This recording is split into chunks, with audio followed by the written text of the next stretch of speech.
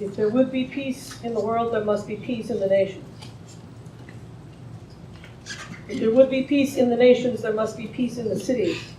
If there would be peace in the cities, there must be peace among neighbors. If there would be peace among neighbors, there must be peace in the home.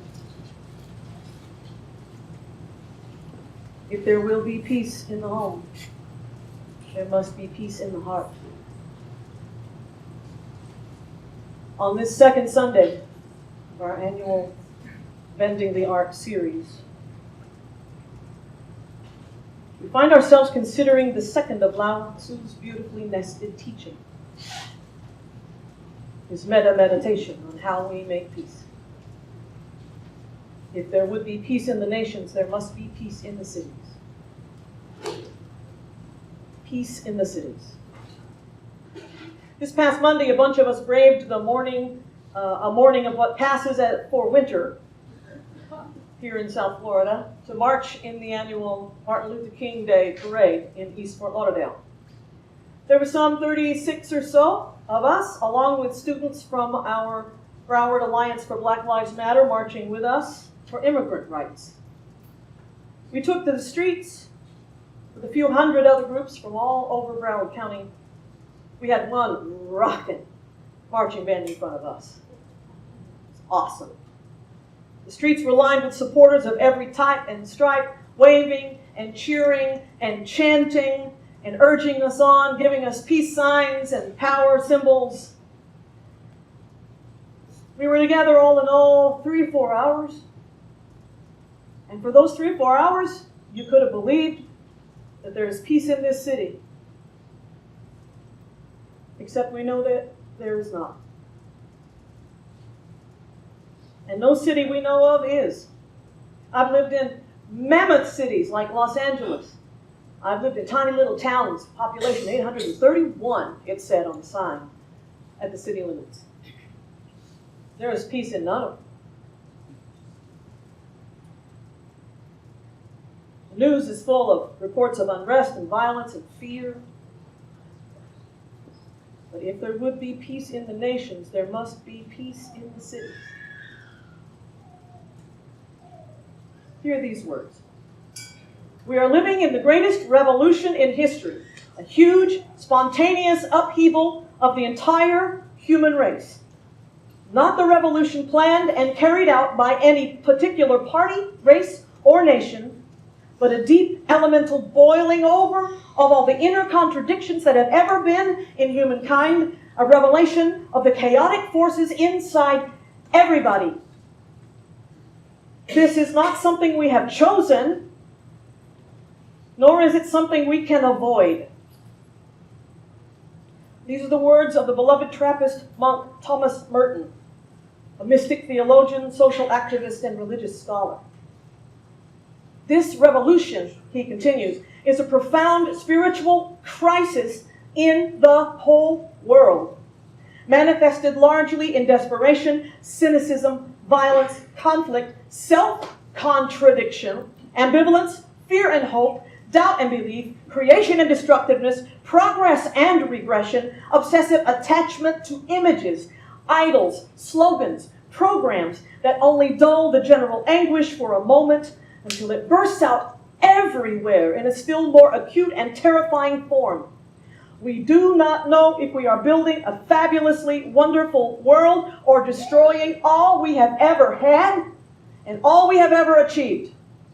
All the inner force of humankind is boiling and bursting out. The good together with the evil, the good poisoned by the evil and fighting it, and the evil pretending to be good and revealing itself in the most dreadful of crimes, justified and rationalized by the purest and most innocent intentions.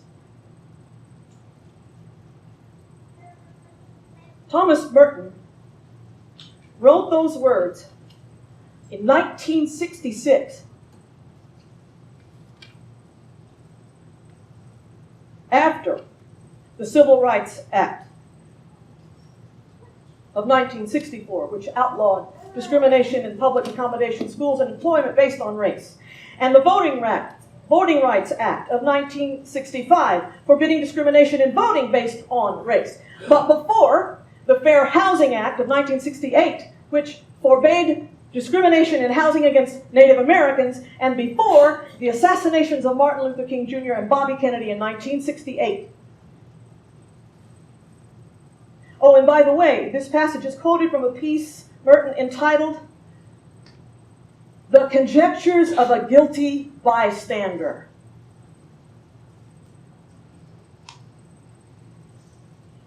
Now here, half a century later, in the middle of one of the most painful messes of American history, wondering what happened? What happened when we thought we were making all manner of progress? When we thought we were on this steady trajectory? And we hear Merton's words and we think for a minute, he wrote them last week. Just for us. Or half a century ago. We do not know if we are building a fabulously wonderful world or destroying all we have ever achieved.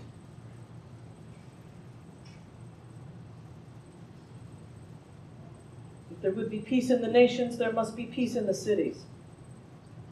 Oh, how our souls yearn to find a way there. But how? Because part of this revolution, part of this boiling up of all the stuff inside that is still trying to be healed, is we find ourselves feeling that we have no maps of how to get from where we are to where we want to be. We have GPS to get us where we want to go around our city, but our spiritual maps, our cultural maps, our societal maps are confused or lost altogether. And the landmarks we have counted on to show us the way and guide our journey have disappeared. It's like walking outside after a big hurricane, and that big tree you're used to looking at, knowing where to turn, is gone. That's what's happening within our spiritual lives. That's what's happening in the soul of this nation right now. The landmarks we counted on are being knocked down. The maps we counted on, that we spent our lives and our history charting, generation after generation, believing that inevitably somehow we would reach that place, that it would just be a steady path to this world that we dream of. Convinced that sometimes it's rocky, but we're still going to get there, and it's all going to be progress, one little thing at a time. And that Puritan work ethic that says if we just keep trying hard enough, and if we are just good enough, it will be good. Except it isn't. It hasn't been. Now we're having a reckoning. Because it's important to note here that that notion that it was just all going to keep getting it better, that notion didn't apply to everybody in this nation or everybody in this world. That was mostly the concept of white people. And now we're all finding this bursting out of the things within us that we didn't like. We say, what happened? And our friends and colleagues and neighbors and loved ones of color say, really? Where have you been? Wake up. And so now we see it's not going as expected. As we live through this elemental boiling over that Thomas Merton talked about, the chaotic forces that are bursting out everywhere. How can we ever get from the midst of this mess we're in to the transformed world we dream of? You know, this is a question of every prophetic people in every age. This isn't new. It's only new to us. One of the new maps we have right here at River of Grass is learning to use a strategic plan instead of a hierarchical committee structure. And we're a little disoriented because we're used to that hierarchical committee structure that's been part of religious community for eons and eons, and we're finding it doesn't really work that well anymore. We got to do something new, but the new way isn't set, and so we're in between.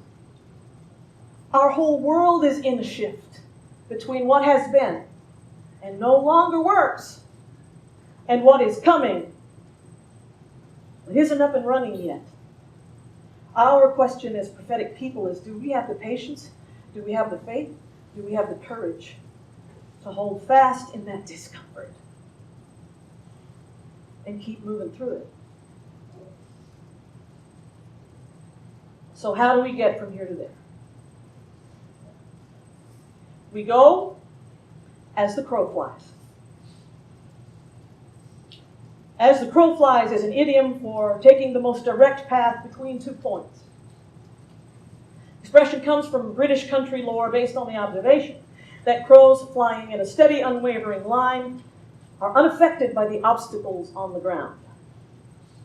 Well, by the way, the first literary reference to As the Crow Flies happens in Charles Dickens' novel, Oliver Twist. Did you know Charles Dickens was a Unitarian?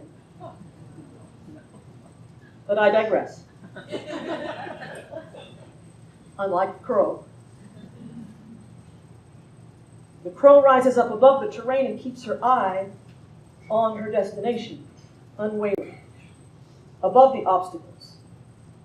And here we are trying to find our way to that world that we are determined to find, that we're determined to build. With all manner of distraction, all manner of obstacles seeming to get in our way. The whole of American society right now is built for distraction. I confess it happens to me too. I'm just going to turn on the news for a minute. Uh-oh. I'm just going to log on to Facebook for a minute. Uh-oh. And here come all these distractions and all these ways to take us off that line of sight as the crow flies to that place we want to be. We dare to proceed despite the obstacles and distractions.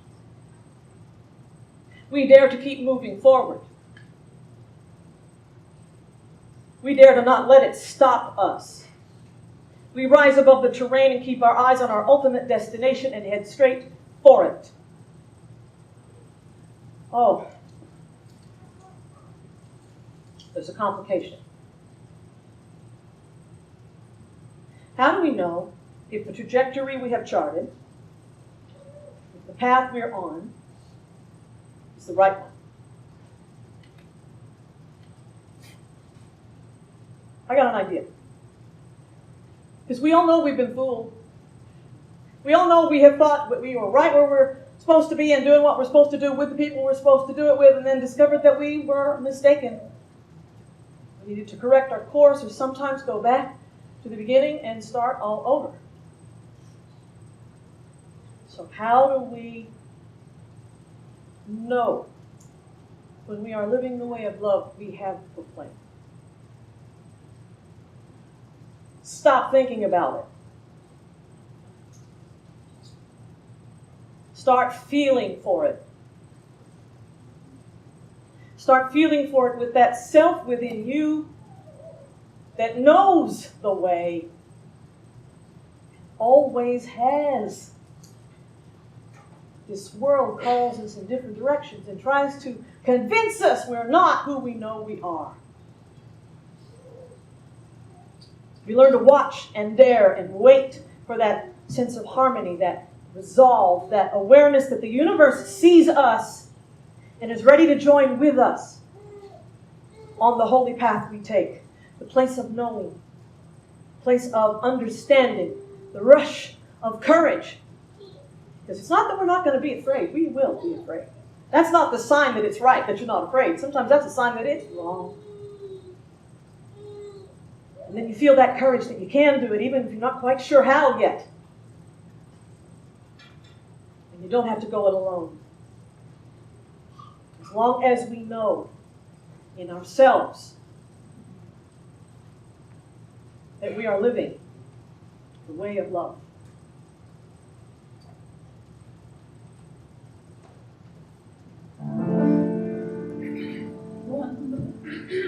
Cuando el pobre nada tiene y aún reparte,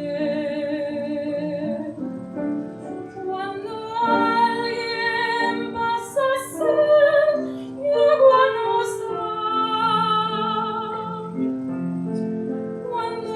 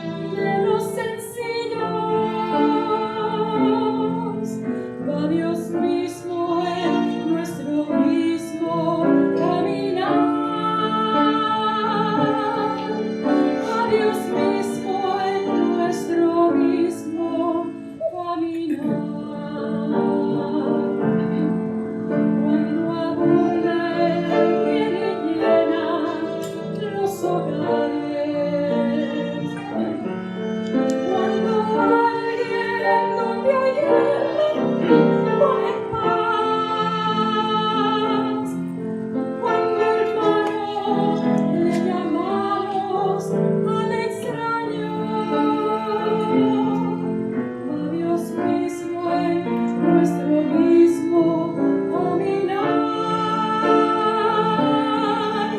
a Dios mismo en nuestro mismo caminar.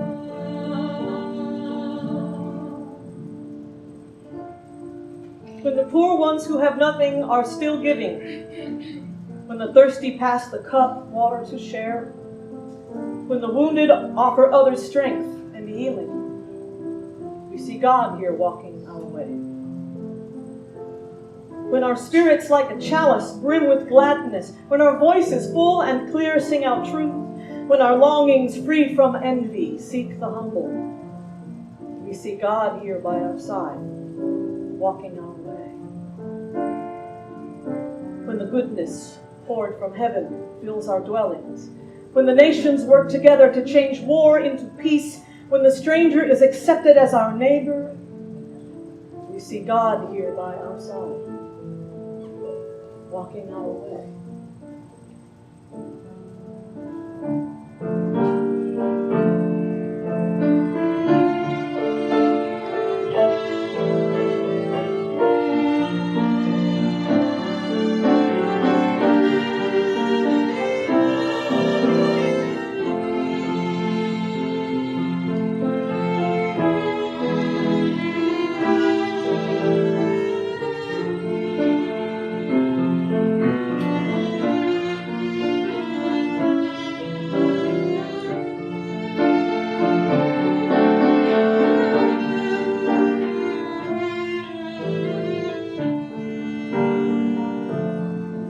When the goodness poured from heaven fills our dwellings, when the nations work to change war into peace, when the stranger is accepted as our neighbor, we see God here by our side, walking our way. We see God here by our side, walking our way.